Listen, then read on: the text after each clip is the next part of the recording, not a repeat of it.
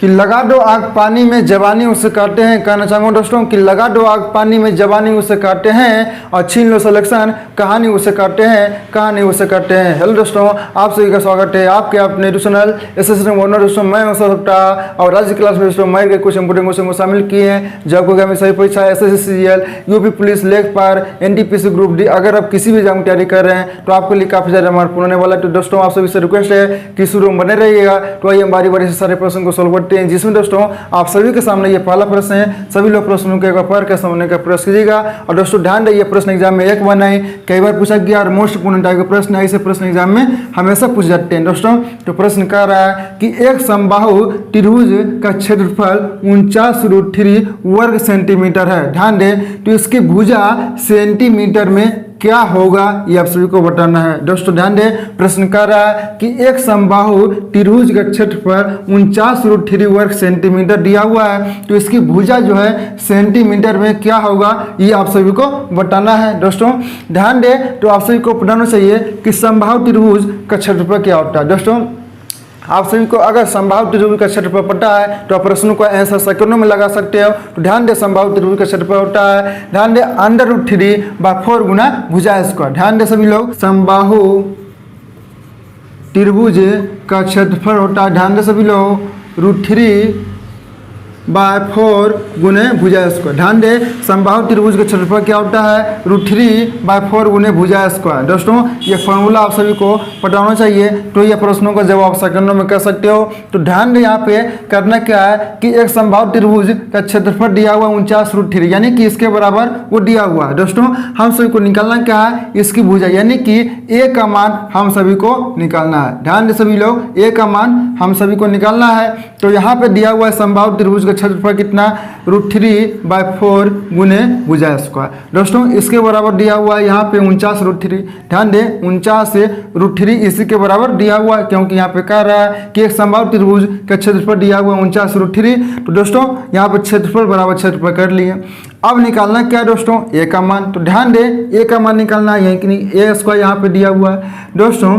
तो यहाँ पे √3/4 ये क्या है, ध्यान दें, ये √3/4 ये क्या है, तो ये गुने में है दोस्तों। तो बराबर के उधर जाएगा तो ये क्या होगा, ये भागे में होगा। तो आप सभी को पता होगा कि जब, ध्यान दें, 49√3 कि जब अगर भिन्न को, ध्यान दें, भिन्न को अगर गुने से भागे में करने के लिए क्या करना होता है कि पलट कर संख्याओं को लिखना होता है। यानी कि इसे हम लिख सकते हैं 4, ध्यान दें, 4/√3 के रूप में, क्योंकि ये क्या है, ये गुने में तो बराबर को उधर जाएगा तो भागे में होगा। यानी कि भागे में करने के लिए हमें क्या करना होता है कि संख्याओं को पलट कर लिखना होता है। दोस्तों यहाँ से √3 से √3 कैंसिल हो गया।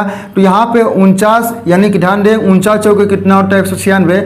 ध्यान दें सभी लोग, ए स्क्वायर बराबर 49 से चौके कितना होता है, 96, 196 होता है। यानी कि ध्यान दे, ए स्क्वायर बराबर आ गया 196। दोस्तों हम सभी को निकालना क्या है, ए का मान। तो ए स्क्वायर, ध्यान दे, ए स्क्वायर बराबर क्या होगा, √196, √196 हो गया। यानी कि 196 किसका वर्गमूल होता है, ध्यान दे। तो हम यहाँ पे दोस्तों 14 का जो है 196 वर्गमूल होता है। यानी कि ध्यान दे 14 गुने 14 करेंगे तो कितना आएगा, ध्यान दे 196 आएगा। कितना आएगा, 196 आएगा, आप चेक कर सकते हैं। तो यहाँ पे दोस्तों ए का मान यानी कि भुजा कितना आ गया, 14 सेंटीमीटर। और हम लोगों से यही प्रश्न पूछा रहा था कि इसकी भुजा सेंटीमीटर में ज्ञात करें, यानी कि 14 सेंटीमीटर इसकी एक भुजा आ गया। तो दोस्तों देखेंगे किस ऑप्शन में 14 सेंटीमीटर है, तो हमारा ऑप्शन नंबर बी में दिखाई दे रहा है, ऑप्शन नंबर बी में 14 सेंटीमीटर। दोस्तों तो उम्मीद करता हूँ कि आप सभी को यह प्रश्न बहुत ही अच्छी तरीके से समझ में आ गया होगा। दोस्तों आपको सिर्फ इसमें पता होना चाहिए कि समबाहु त्रिभुज के क्षेत्रफल क्या होता है, तो √3/4 गुने भुजा स्क्वायर। अगर इसकी जानकारी आपको है दोस्तों तो प्रश्नों का आंसर आप सेकंडों में कर सकते हैं। दोस्तों तो उम्मीद करता हूँ कि आप सभी को ये प्रश्न बहुत ही अच्छे तरीके से समझ में आ गया होगा। जब कभी भी इस टाइप के प्रश्न आएंगे तो सब आसानी से सोल्व कर लेंगे। दोस्तों चलिए अब हम अगले प्रश्न की ओर चलते हैं।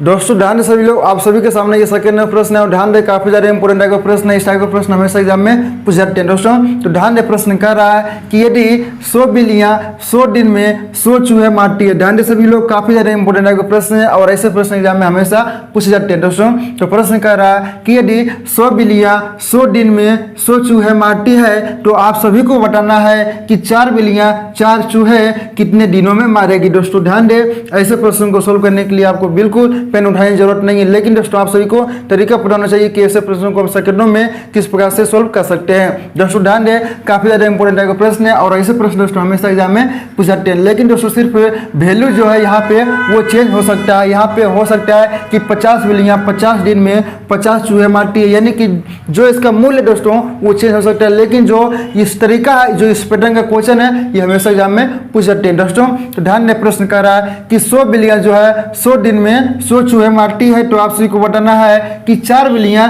4 चूहे कितने दिनों में मारेगी। दोस्तों इसका ध्यान दें, इसका एक फॉर्मूला होता है, क्या होता है ध्यान दें, M1 है, ध्यान दे M1 है गुना D1 बटे W1, ध्यान दे M1 है D1 है बटे W1 है बराबर है, ध्यान दे सभी लोग M2 D2 बटे W2। दोस्तों ध्यान दे, इस फॉर्मूले पर हमें रखना होगा, यानी कि 100 बिलियन दोस्तों, यानी कि यहाँ पे आदमी भी हो सकते हैं, यानी कि कहेगा कि 100 आदमी 100 दिन में 100 खड्डे, यानी कि 100 कुछ भी कर सकता है। यहाँ पे 100 काम करते हैं, तो यानी कि जो मेन होगा दोस्तों, यहाँ पे ध्यान दें कि 100 आदमी भी हो सकता है, 100 बिलियन हो सकता है। तो यहाँ पे हम जो मेन की जगह पर होगा वो हम 100 रखेंगे।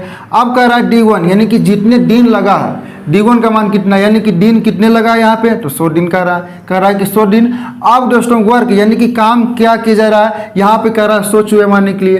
अब कहेगा कुछ भी कर सकता है कि 100, ध्यान दे 100 आदमी को पकड़ने के लिए कितने समय लग सकता है, कुछ भी कर सकता है, 100 घर बनाने में कितने समय लग सकता है, यानी कि जो काम होगा वो हम बटे करेंगे। ध्यान दे सभी लोग, यानी कि जो आदमी होगा, आदमी की संख्या जितनी होगा यहाँ पे M1 लिखेंगे, दिन जितनी उसमें दिन लग रहा है यहाँ पे लिखेंगे D1 की जगह पर। अब W1 क्या वर्क, यानी कि जो काम किया जा रहा है वो हम बटा में लिखेंगे दोस्तों। और यहाँ पे दिया हुआ है यानी कि 4 बिलियन, यानी कि संख्या कितनी है, तो 4 है। और यहाँ पे क्या पूछ रहा है, 4 चूहे कितने दिन में मारेगी दोस्तों, यानी कि 4 चूहे कितने दिन में मारेगी, यानी दोस्तों D2 का मान पूछ रहा है, यानी कि दिन की संख्या हम लोगों से पूछा जा रहा है, यानी कि D2 का मान पूछा जा रहा है। और यहाँ पे 4 चूहे मारने की काम किया जा रहा है, यानी कि वर्क है यहाँ पे 4 हो, यानी कि W2 का मान यहाँ पर दिया हुआ है, 4 चूहे मारने की काम किया जा रहा है दोस्तों। तो अब यहाँ पे निकालना क्या है, D2 की मान। दोस्तों ध्यान दें, तो यहाँ से 100 से 100 कैंसिल हो गया और ये 4 से 4 कैंसिल हो गया दोस्तों। तो D2 का मान कितना आ गया, ध्यान दें 100 आ गया, यानी कि दोस्तों वह जो है 100 दिनों में, ध्यान दें वो 100 दिनों में पूरा चूहे वो मारेगी, यानी कि 4 चूहे कितने दिनों में मारेगी, तो 100 दिनों में वो मारेगी। और 100 दिन किस ऑप्शन में है, तो हमारा ऑप्शन नंबर डी में दिया हुआ दोस्तों, यानी कि ऑप्शन नंबर डी हमारा ये करेक्ट आंसर हो गया दोस्तों। तो उम्मीद करता हूँ कि जब कभी भी इस टाइप का प्रश्न आएगा दोस्तों, तो सिर्फ आपको करना क्या है कि फॉर्मूला याद रखना है कि जब कभी भी ऐसा प्रश्न आएगा, यहाँ पे कुछ भी हो सकता है, यानी कि 10 बिलियन 10 दिन में 10 चूहे मारती, कुछ भी हो सकता है, यानी कि यहाँ पे मान लीजिए कि n है, n की जगह पर कुछ हो सकता है। लेकिन जो तरीका है प्रश्न का, ये तरीका अगर है तो ये फॉर्मूला के माध्यम से उसे आप सेकंडों में जवाब दे सकते हो दोस्तों। फॉर्मूला क्या है, M1 D1 बटे W1 बराबर M2 D2 बटे W2 दोस्तों। तो मैं कहता हूँ कि आपको ये प्रश्न बहुत ही अच्छे तरीके से समझ आ गया होगा। तो दोस्तों चलिए अब अगले प्रश्न की ओर चलते हैं। जैसे दोस्तों आप सभी के सामने ये तीसरा नंबर प्रश्न है और ध्यान दें काफी ज्यादा इंपॉर्टेंट है प्रश्न। ये प्रश्न एग्जाम में एक बार नहीं कई बार पूछा गया है और इस टाइप के प्रश्न जो बनते हैं दोस्तों हमेशा एग्जाम में पूछ जाते हैं दोस्तों। ये प्रश्न जो है SI और CI का जो अंतर संबंधी प्रश्न होता है, इस टाइप के प्रश्न हमेशा एग्जाम में पूछ जाते हैं दोस्तों। तो ध्यान दें, यहाँ पे कभी 2 वर्ष के लिए हो सकता है तो कभी 3 वर्ष के लिए भी हो सकता है। तो ध्यान दें, पहले सभी लोग प्रश्नों को एक बार पढ़ कर समझने का प्रयास करें। प्रश्न कह रहा है कि 24,000 रुपये पर, ध्यान दें कि 24,000 रुपये पर 2 वर्षों के लिए चक्रवृद्धि ब्याज तथा साधारण ब्याज का अंतर 60 रुपये है, तो दर ज्ञात करें, यानी कि दोस्तों R का मान आप सभी को बताना है दोस्तों। ध्यान दें, यहाँ पे प्रश्न को एक बार और पढ़ के समझने का प्रयास कीजिएगा। प्रश्न कर रहा है कि 24,000 रुपये पर 2 वर्षों के लिए, दोस्तों ध्यान दें इसमें 2 टाइप के प्रश्न बनते हैं, एक 2 वर्ष के लिए, एक 3 वर्ष के लिए। लेकिन दोस्तों ध्यान दें, इस टाइप के प्रश्न हमेशा एग्जाम में पूछ जाते हैं। तो कह रहा है कि 2 वर्षों के लिए चक्रवृद्धि ब्याज तथा साधारण ब्याज का अंतर जो है वो 60 रुपये, यानी कि जो डिफरेंस है दोस्तों वो 60 रुपये दिया हुआ है। तो डर यानी कि R का मान आप सभी को पता होना चाहिए दोस्तों, आप सभी को बताना है। तो यहाँ पे कह रहा है कि 2 वर्षों के लिए, तो ध्यान दें कि जब कभी भी CI और SI का 2 वर्षों के लिए अंतर कहेगा प्रश्न, ध्यान दें कि प्रश्न में जब अंतर आएगा और कहेगा 2 वर्ष और 3 वर्ष, तो दोस्तों ध्यान दें इसका फॉर्मूला होता है, क्या होता है, ध्यान दें डिफरेंस बराबर PR स्क्वायर बटे 100 स्क्वायर दोस्तों। ये 2 वर्षों के लिए हुआ, ध्यान दे PR स्क्वायर बटे 100 स्क्वायर होता है दोस्तों। ये 2 वर्ष के लिए, अगर कहेगा 3 वर्ष के लिए तो आपको ज़्यादा कुछ नहीं करना है। फॉर्मूला यही रहेगा, डिफरेंस बराबर पी आर स्क्वायर बटे 100 स्क्वायर गुना 300 प्लस आर बटे 100 कर दीजिए। दोस्तों ये 3 वर्ष के लिए हो गया और ये 2 वर्ष के लिए हो गया। दोस्तों ध्यान दें, और ये 2 टाइप जो प्रश्न बनते हैं हमेशा एग्जाम में पूछ जाते हैं। दोस्तों तो करना क्या है कि अगर 3 वर्ष के लिए रहेगा तो सिर्फ 300 प्लस आर बटे 100 कर देना, आप कुछ नहीं करना। तो यहाँ पे दोस्तों प्रश्न कर रहा है कि 2 वर्ष के लिए, तो करना क्या है, यहाँ पे डिफरेंस कितना दिया हुआ है दोस्तों, यहाँ पे डिफरेंस दिया हुआ है कितना 60, ध्यान दे 60 दिया हुआ है। और पी यानी कि मूलधन कितना दिया हुआ है, प्रिंसिपल दिया हुआ है 24,000 रुपये, यानी कि 24,000 लिख लीजिए। और यहाँ पे आर का मान हम सभी को बताना है। अब बटे क्या करना है, 100 को, यानी कि हम इसे 2 बार लिख सकते हैं 100 गुने 100 के रूप में। तो दोस्तों 2 शून्य से 2 शून्य कैंसिल हो गया और यहाँ पे 1 शून्य से 1 शून्य कैंसिल, यानी कि ये 12 से ये 5 बार में और 12 से ये 2 बार में और 2 से ये 5 बार में। दोस्तों तो बच गया क्या, 5 और 5, यानी कि आर स्क्वायर का मान कितना आ गया, तो 25 आ गया। दोस्तों यानी कि आर का मान कितना आ गया, आर का मान कितना होगा, आर स्क्वायर का मान 25 है तो आर का मान कितना होगा, 5 होगा। दोस्तों तो यही हम लोगों से प्रश्न पूछ रहा था कि दर क्या है, यानी कि आर का मान क्या है, यानी कि रेट ऑफ इंटरेस्ट क्या है, तो हम कह सकते हैं कि 5% की दर है। दोस्तों तो देखेंगे 5% किस ऑप्शन में हमारा है, तो ऑप्शन नंबर ए में दिया हुआ है। दोस्तों तो उम्मीद करता हूँ कि आप सभी को यह प्रश्न बहुत ही अच्छे तरीके से समझ आ गया होगा। दोस्तों अगर यहाँ पे 3 वर्ष रहता, ध्यान दे, अगर यहाँ पे 3 वर्ष रहता तो ये फॉर्मूला अप्लाई करते हैं। फॉर्मूला में दोस्तों जोड़ना क्या है कि 2 वर्ष के लिए यहाँ तक तो होगा ही, ध्यान दे 2 वर्षों के लिए यहाँ तक होगा ही, यहाँ तक कॉमन है, देख सकते हो। अगर 3 वर्ष कहेगा तो करना क्या है कि 300 प्लस आर बटे 100 कर देना है। दोस्तों तो उम्मीद करता हूँ कि जब कभी भी ये 2 टाइप के प्रश्न आएंगे तो उसे आप आसानी से सॉल्व कर लेंगे। दोस्तों तो अगर आपको सारे प्रश्न समझ में आ रहे हैं तो आज की क्लास को लाइक और शेयर जरूर कर दीजिएगा। तो चलिए अब हम अगले प्रश्न की ओर चलते हैं। दोस्तों ध्यान सभी लोग, आप सभी के सामने ये फॉर्मूला प्रश्न, सभी लोग प्रश्नों के एक बार पढ़ कर समझने का प्रयास कीजिएगा।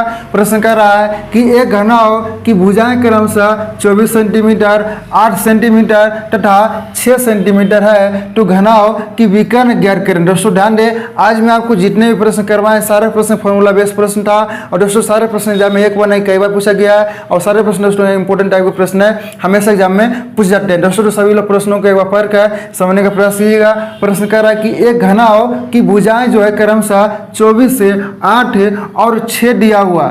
आप सभी को बताना है कि घनाभ की विकर्ण। दोस्तों आप सभी को बताना चाहिए कि घनाभ के विकर्ण का फॉर्मूला क्या होता है। अगर आपको फॉर्मूला है दोस्तों तो आप सेकंडों में आंसर कर सकते हो। तो ध्यान दें, घनाभ का विकर्ण की फॉर्मूला होता है, घनाभ की विकर्ण बराबर, ध्यान दें, अंडर रूट, ध्यान दें सभी लोग, l square plus b square plus s square, यानी कि हम कह सकते हैं कि अंडर रूट लंबाई का स्क्वायर प्लस चौड़ाई का स्क्वायर प्लस ऊंचाई का स्क्वायर। दोस्तों तो ध्यान दें, ये जो है घनाभ के विकर्ण का फॉर्मूला होता है। दोस्तों इसे आप नोट जरूर कर लीजिएगा। तो ध्यान दें, एल का मान जिसमें कि दिया हुआ है 24 सेंटीमीटर, ध्यान दें यहाँ पे कह रहा है कि 24 सेंटीमीटर ये क्या है, ये लंबाई है। दोस्तों 24 का स्क्वायर करेंगे, ध्यान दें। और यहाँ पे बी का मान कितना दिया हुआ है, 8 सेंटीमीटर, यानी कि 8 का स्क्वायर करेंगे। एच यानी कि ऊंचाई कितनी है, घनाभ की ऊंचाई है 6 सेंटीमीटर, यानी कि 6 का स्क्वायर करेंगे।